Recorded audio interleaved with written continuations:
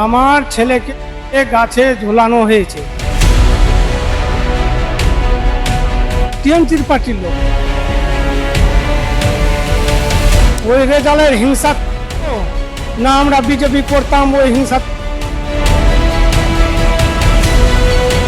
মোতাহারি থানায় কেস হলো, আমরা জনতা দরবারে এসেছি মুখ্যমন্ত্রীর কাছে সুবিচার নেওয়ার জন্য।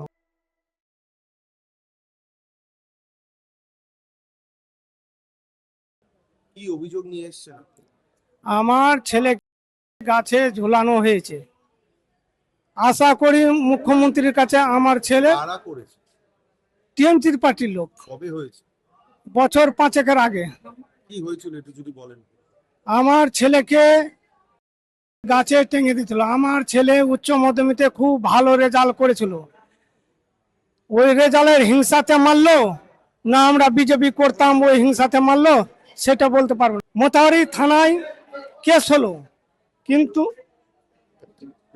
কেসে কোনো কিছু তদন্ত করে দিল না, কেসে তদন্ত করে দিল না। লাস্ট পর্যন্ত আমরা জনতা দরবারে এসেছি মুখ্যমন্ত্রীর কাছে সুবিচার নেওয়ার জন্য। আপনি কি বিজেপি করতেন? আমরা বিজেপি করি চিরজীবন। চিরজীবন? হ্যাঁ, আমরা যতদিন। আপনাদের বাড়ির উপর অত্যাচার হতো? মানে না, এর আগে অত্যাচার হতো না, এখন ওর নামে কেস করেছি তবু অত্যাচার হয় না, চুপচাপ আছে। আচ্ছা, হ্যাঁ, তো আপনি বিজেপি সরকার ক্ষমতায় এসেছেন বলে এখানে এসেছে। কাদের বিরুদ্ধে অভিযোগ?